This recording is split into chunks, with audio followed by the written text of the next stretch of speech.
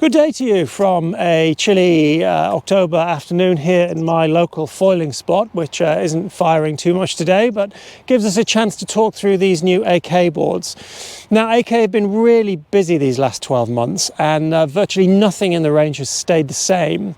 We've got completely new construction and all new shapes and sizes in this compact. The Phazer's completely changed as well, some pretty radical changes there.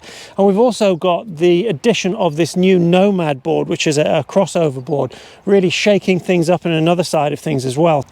So let's break it down board by board and have a look at these things one by one. Okay, so let's start with the new V4 Phazer. Now, as the name suggests, fourth iteration of this design, and it's a massive set of changes for this year. It is generally about an inch smaller size on size than last year, certainly in the 65 litre. It's a little bit thicker, only a tiny little bit, but it is noticeable. On the stats, now the tail of these boards, you can see that the traditional scooped away tail has gone replaced by a almost square-ended tail. And you'll also notice the biggest change, the outline. It's had size thinned out, nose and tail. It looks a lot more rounded than it has in versions previous. Probably one of the biggest changes, I'm not entirely sure how the rocker's changed, but for me, when the board's up and riding, it feels radically different to before. It seems to have a huge amount of feedback and control from the foil, and when you're carving, when you're pushing the foil, and the attitude control of it, the height control of it, everything about the foil seems to be connected through the Phazer this year much better than it has years previous. Furthermore, the old Phazers, I felt, tended to dip their nose at high speeds. I mean, all foils change their angle as you ride them through the speed range. When they're going slow, they tend to ride nose high. The faster you go, the more they tend to pitch forward as you lean against the stabilizer. And that was quite noticeable on the old Phazers. You did feel that flat out, your front foot was starting to dip down and your back foot was starting to rise, and it felt a little bit unbalanced. This year, not so. I'm not sure what trickery or wizardry they've done to the rocker line or the deck angles, but the thing feels composed and extremely compliant right the way through its speed range. You really do have a much higher sense of connection right the way through it. So, you know, it is a welcome change for the better. Now, the only hole that I could potentially poke in the Phazer this year, because I do feel that it's a massive step forward for the brand, would be its party piece used to be getting going early. It was the first wingboard to go. Its efficiency when it was through the water off the foil was unmatched. Now, I haven't had this one back to back with the old board, and I really should do. I should also test it with the same foils as well. But I get the feeling it's a little bit later to get up on the foil than the old board. Now, for the positives that it delivers when it's actually on the foil, getting going early, it's not really even a consideration for me. I would much rather have this new board over the old board. And if we're talking about getting going early, these Nomad things, these crossover boards, they knock it out of the park. I mean, they make both of these boards completely irrelevant when it comes to, you know, a competition of who's going to get going first. They are next level. So if we're talking about getting going, really we should be talking about that. We shouldn't be talking about this. And it's a beautiful board this year. It really, really is. So moving on to the compact. Now, if I thought the Phazer had changed a lot in the 24 version, this new compact design is radically different to last year. You can definitely see V4's influence in this board. I mean, the guy is so talented. It's very similar to the boards that he's been riding, the custom boards he's been riding in the past 12, 18 months. You'll notice a lot of volume has been pulled from the nose and the tail. The outline is much more rounded. The old board, and I'll show you a clip of it here with the two boards next to each other, was far squarer than this.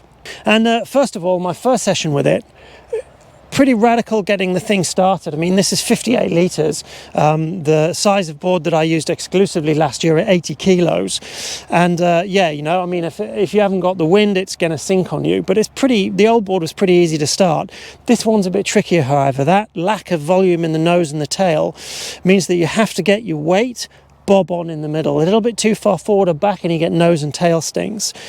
But, you know, it's not a deal breaker, and you learn and adapt pretty quickly. When it gets to the surface of the water, however, it's a completely different animal altogether. The old board used to have a bit of a knack to get it going, and I got pretty good at it in the end. And to be honest, I didn't suffer with early foiling compared to everybody else I rode with at all. But this thing, it's like pulling the trigger on a shotgun when you get it to the surface of the water. If I thought the old Phazer was fairly quick at getting going in light winds, this thing's every bit as good, if not better. It just seems to skip and carry and go, and the thing's like lightning up onto the foil, and it's absolutely crackers, because traditionally, you know, it shouldn't do that. The other thing that kind of baked my noodle about this board is, I mean, I'm a kiteboarder as well, so I don't jump wing foiling boards much at all. I find it pretty inelegant. And certainly, landings are problematic. However, this thing, I ride away from pretty much everything. Now, not quite sure why or how it does what it does, but all of the energy that you give it on landing, it seems to convert into forwards motion. I don't think I've crashed many of my landings on this thing at all. It just doesn't seem to dig, and you go over the handlebars, which I suffered with on the old board, and I've even had it land, and it's been so eager to go again that it's actually skipped straight onto the foil, and I've pinged off the back. So if they're building this board in the range, the compact, to be the freestyle sort of new school board for jumping and tricks, its ability to land is next level, and they've absolutely knocked it out of the park with regard to that. So if your style is going to involve airtime, this is where you want to be. However, if your style is more surf orientated and control and driving the hydrofoil through turns and sort of aggressive stuff like that, the Phazer does have more tactility when it comes to feedback from the foil, control and trust in higher power drives, really. So, you know, that's really where you want to be if you're staying on the water. However, if you're jumping, that thing's mental, and I'd really highly recommend it if you like jumping. It's absolutely crackers. Right, so last and certainly not least, we have the new Nomad.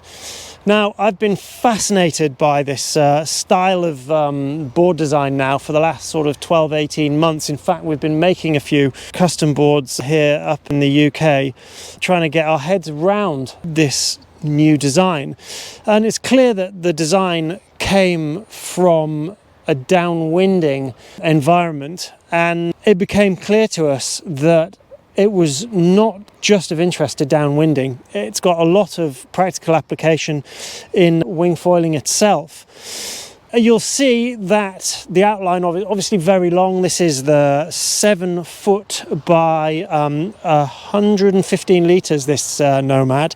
So it's the middle size, and it's quite thin. This Phazer 65 here, you're looking at 24 inch, this Nomad 23 inch. So you can see, you know, they're long, skinny things. Firstly, yes, wing foiling, the thing's go so early. Their efficiency off the hydrofoil, so just sat in the water, is extreme. And if you can't get a traditional board going with a 5 meter, I reckon you could get one of these going with a 3.5 meter in the same wind. It's just remarkable how pumps put energy into the board and speed that doesn't decay. The next pump adds more, and on and on and on until you're up on the foil and gone. The other worry that we had with these boards was, as the compact of previous years showed us, short length meant greater pitch control. And having a whopping great long board like this, the amount of mass and restriction over fine control you have over the pitch could be terrible. But in actual fact, the nature and build of these boards means that the tracks are fairly well forward in them. So when you're winging them, you put the foot straps right to the front, put the foil towards the front, and you have a lot of weight mass behind the board and a lot of mass in front as well. So it kind of balances out. So on foil, they're actually quite easy to modulate and ride. Now, the other weird thing about them is that with the modern foils, I guess they're getting a lot more pitch stable, a lot more easier to ride these days than the old foils that we started with. That on really, really small boards like this compact, for example, when you go flat stick, say your mass goes through a chunk of water and it creates a tiny little bit of extra drag, which on a short board like this, it kind of alters the trim a little bit, to which you have to put conscious thought in and retrim. But the extra mass and the extra length of these Nomads means that that doesn't happen. So of all the boards that I've used, when I'm going flat out, this one's the most stable of all. It really does ride itself, and it's very, very comfortable to cover distance in without much conscious effort whatsoever. And that's really interesting. The other side to them is that they've got a lot of rounded rail in the front here, and when these things touch down in the water, in the waves, there's some footage here of me riding it flagged out on a wave day, which was an odd choice for the day, but it worked out really well. And when these things glance and touch the wave at any point in the bottom turn or the top turn, it really doesn't matter. They just seem to glance and carry on. There's really a great degree of compliance in these seats. They're very, very easy to ride. Now, the other really interesting aspect to these boards, I mean, obviously I've mentioned already how early they actually go. That also is only half the story when you think about just how easy they are to ride off the foil as well. Now, take, for example, inland locations, Scottish locks, you know, downwinding on a coastal environment where the wind's a bit iffy.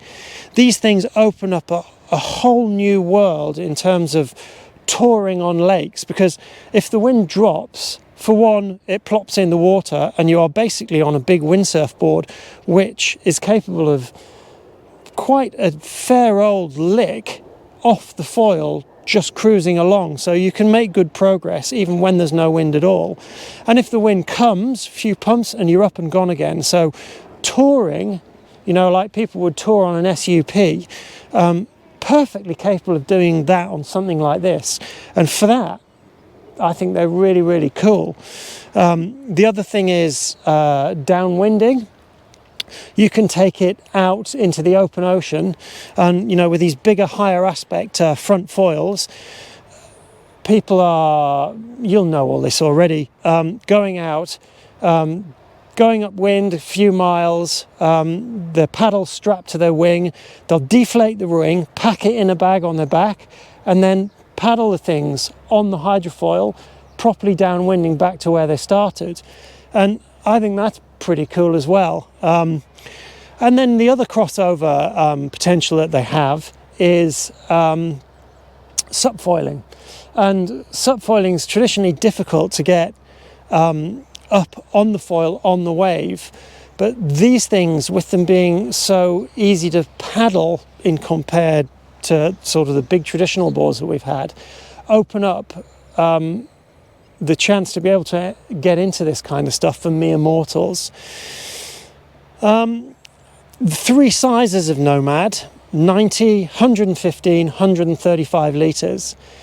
The 90 is actually good fun to try and prone foil. The speed that you can get paddling it with your arms is huge compared to a normal board. So you can get going a lot earlier than you would normally. Winging at 80 kilos, with it being quite narrow, it's still quite tippy and not a done deal in virtually no wind. So for winging, if you want no wind alternatives, probably the 115 is the one to go for. And if you want paddling, then the 115 does paddle. In fact, I can paddle a 90 quite easily as long as I don't stop. But the 115 is pretty easy to live with as a paddle-only board. But if you're really doing a great deal of sup paddling, then you really want the 135. It makes life a lot easier, and its efficiency is still very impressive indeed. People ask me constantly, so should I get one? Is it a must-have? Should I have one of these in the van? And I tell them that, if I was going to get in the van now and drive to Tiree in Scotland and spend a week just riding, then absolutely no question, you absolutely have to have one. For one, it's the crossover stuff. You might, if there's no wind one day, you might have a little bit of a paddle on it, or you might do some touring around the island. Or if there's no wind, it's a full lifesaver, and you can wing into waves on this that you couldn't get a normal board going into. So there's that side of it. But just on a day-to-day basis, riding on your home beach, it depends how much you get in the sea. If you get in the sea infrequently, and you've got to make the most of the conditions that you were given, well, you'll get a lot more hour on the water with one of these in the quiver than you will on a traditional board. I'd like to get into more of the downwinding thing, but it's a bit of a labour of love, that one, and it's certainly flat water paddle ups. I've been watching all my mates get into it, and it is not as easy as people think it is. But buying a dedicated board just for flat paddle ups and downwinding, it's a big investment. Something like this, it's really multi-use, and I think they've done a really good job with it, to be honest. The weight's bang on, EPS, full carbon, and the stability of the things, just stood with a paddle in your hand, is above what I've seen in the very V-shaped downwind boards that I've been using for a while. So yeah, I think they've done really well with that one. They roll the dice on that one as to which way to go, and I think they've absolutely hit the nail on the head with it, to be honest. There is one aspect of the AK board construction that I would like to have an opinion on, if you'll indulge me, and that is the EPS core. Now, EPS is a very, very low density foam. It's been around in the industry for decades, and it's a proven way to make boards strong and incredibly light. Now, there is a new sort of brand, it's been around for a while, closed cell foam, which is higher density but waterproof, because EPS does take in water if you hold it. Now, there are advantages, obviously, to not having a cord that sucks in water, but you have to remember that you have to damage these things in the first place for them to suck in water. So that is a price to be paid, but closed cell foams are heavy. There's no getting around it, and if you want to mitigate that, you have to make the skins thin, and that leads to a lot of denting, and the boards don't look good after a season's use. They're covered in dents, which in surfing is just accepted. People have a surfboard for a year or two, they're not expensive, they get absolutely shredded and they snap in two eventually, and oh look, I snapped my board on, I hear I'm going to go buy a new one. Not so much in this industry. These boards have to last 2, 3, 4, 5 years. Their resale value is important, and they're an investment. So on one side of things, you've got the actual durability of the boards long term. The second aspect is also the weight. Foiling sports, you need low mass. Control comes from having a board you can move quickly and succinctly and precisely underneath you. Mass is your enemy. So, that is really where EPS, for me personally, has the edge. I'd rather have the performance and the strength. And yeah, if you hole it, fix it. It's very rare that, in fact, I don't think I've ever hauled a board on the actual water. All of the damage that I've done to foil boards has been on the beach or in the van or around the houses. And as a general rule, if you see a crack in an EPS board, put your mouth over it and suck. If you can suck air out, then clearly water can get in. So you have to do something about it, either fix it straight away or put some tape over. But EPS is proven, it's been around for decades, it's incredibly light, and it's the way that I would want to build a board if I built it myself. So there you have it, the range for 2024. AK absolutely knocked it out of the park this year, I think. I'm quite excited about the year's riding to come. And if you have any questions about the range, please do write them in the comments below. We will do our best to answer them as the season progresses. And you know, our knowledge on this stuff's going to only increase as we get more time under our feet. So wherever you are, whatever you do, please hope you have a brilliant year ahead. And from us, thanks for watching. We will see you very soon in the next video.